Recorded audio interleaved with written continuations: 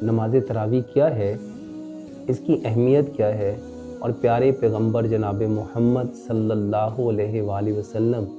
کتنی رکعت پڑھا کرتے تھے۔ میرے محترم بھائی اور محترم بہنوں، میں نے کتاب لکھی روزہ سے علاج، اس میں نے نماز تراویح کے بارے میں بہت تفصیل کے ساتھ لکھا کہ نماز تراویح وہ ایک ایسی نماز ہے جو اللہ سبحانہ و تعالیٰ نے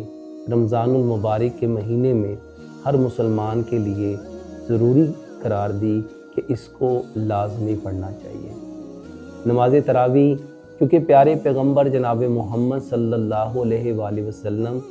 کے بارے میں حضرت عائشہ صدیقہ رضی اللہ تعالیٰ فرماتی ہیں کہ پیارے پیغمبر جناب محمد صلی اللہ علیہ وآلہ وسلم رمضان اور غیر رمضان میں 11 رکعت پڑھا کرتے تھے۔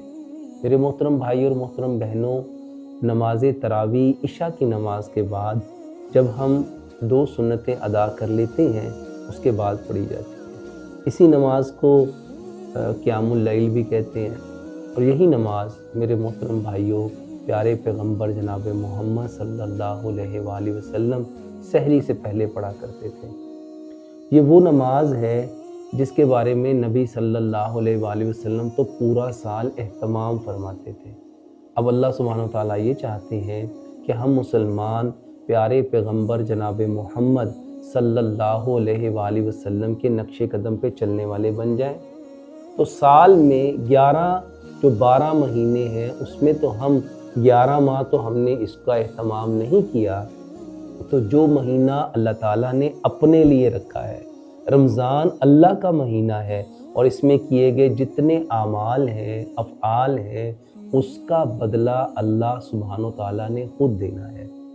اب اللہ سبحانہ و تعالیٰ یہ چاہتے ہیں کہ اس رمضان میں میرے بندے جو ہے وہ قیام اللیل کریں، اور قیام اللیل میں اللہ سبحانہ و تعالیٰ ہمیں یہ جو ایک زائد نماز جسے نماز تراویح کہتے ہیں، وہ نماز جس کو سکون کے ساتھ پڑھا جاتا ہے، ٹھہر ٹھہر کے پڑھا جاتا ہے، 2 رکعتیں کر کے پڑھا جاتا ہے، اس میں ہمارا رب یہ چاہتا ہے کہ ہم قرآن کو زیادہ سے زیادہ پڑھیں،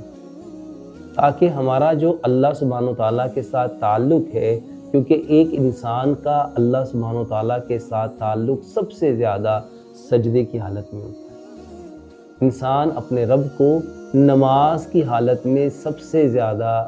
قربت حاصل کرتا ہے۔ بندہ اپنے اللہ کے ساتھ نماز میں سب سے زیادہ قریب ہوتا ہے۔ اسی لیے پیارے پیغمبر جناب محمد صلی اللہ علیہ وآلہ وسلم نے فرمایا، نماز ایسے پڑھو جیسے تم اپنے رب کو دیکھ رہے ہو، اور اگر تمہاری یہ کیفیت نہیں ہوتی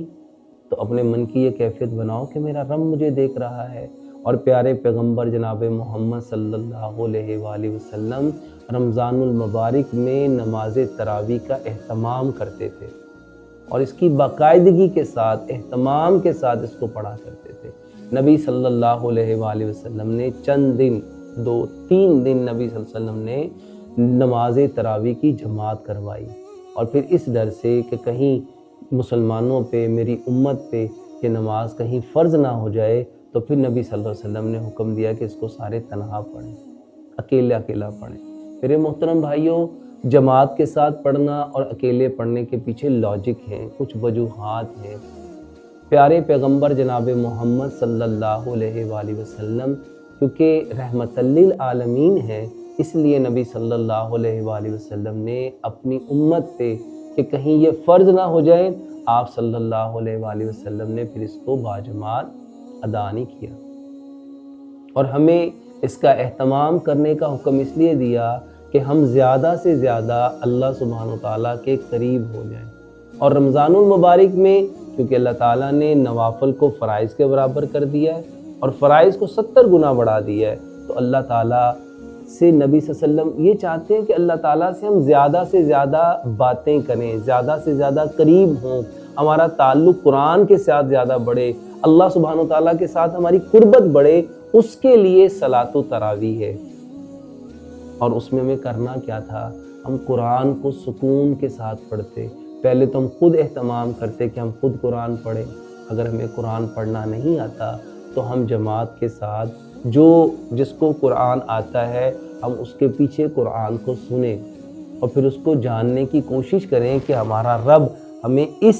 آیات میں، ان آیات میں جو امام پڑھ رہا ہے، جو قاری پڑھ رہا ہے، وہ ہمیں میسیج کیا دینا چاہتا ہے؟ میرے محترم بھائی اور محترم بہنوں، میں نے یہ جو کتاب لکھی روزے سے علاج، اس میں میں نے تراویح کے بارے میں بہت تفصیل کے ساتھ لکھا کہ حضرت عائشہ صدیقہ رضی اللہ تعالیٰ عنہ سے روایت ہے کہ پیارے پیغمبر جناب محمد صلی اللہ علیہ وسلم آدھی رات کو باہر تشریف لائے اور مسجد میں نماز پڑھی، اور آپ صلی اللہ علیہ وسلم کے ساتھ لوگوں نے بھی نماز پڑھی۔ صبح کو لوگوں نے اس کا تذکرہ کیا تو دوسرے روز اس سے زیادہ لوگ جمع ہو گئے،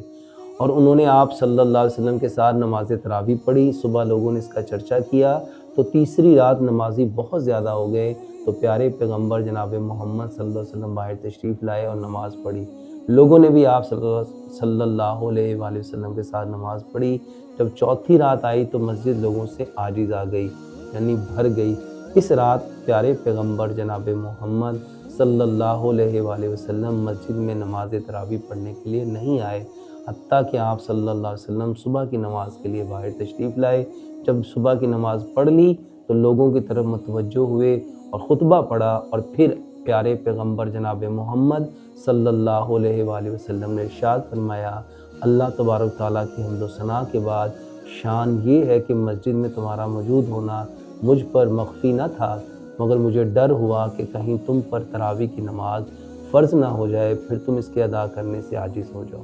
یہاں تک کہ پیارے پیغمبر جناب محمد صلی اللہ علیہ وسلم کی وفات ہو گئی، اور یہ معاملہ اسی طرح رہا۔ یہ صحیح مسلم کی حدیث ہے۔ میرے محترم بھائی اور محترم بہنوں، اس کے بارے میں بہت سارے لوگوں کے اندر جو اختلافات پائے جاتے ہیں، رکعات کے بارے میں، جماعت کے بارے میں۔ میرے محترم بھائی اور محترم بہنوں، ہمیں جس بات کو سمجھنا چاہیے ہے کہ جتنی بھی نوافل عبادات ہیں اس کو بکثرت کرنا چاہیے، اور رمضان المبارک میں تو خاص طور پہ اللہ تعالیٰ نے نوافل کا اجر بڑھا کے فرائض کے برابر کر دیا ہے۔ تو ہمیں کوشش کرنی چاہیے کہ ہم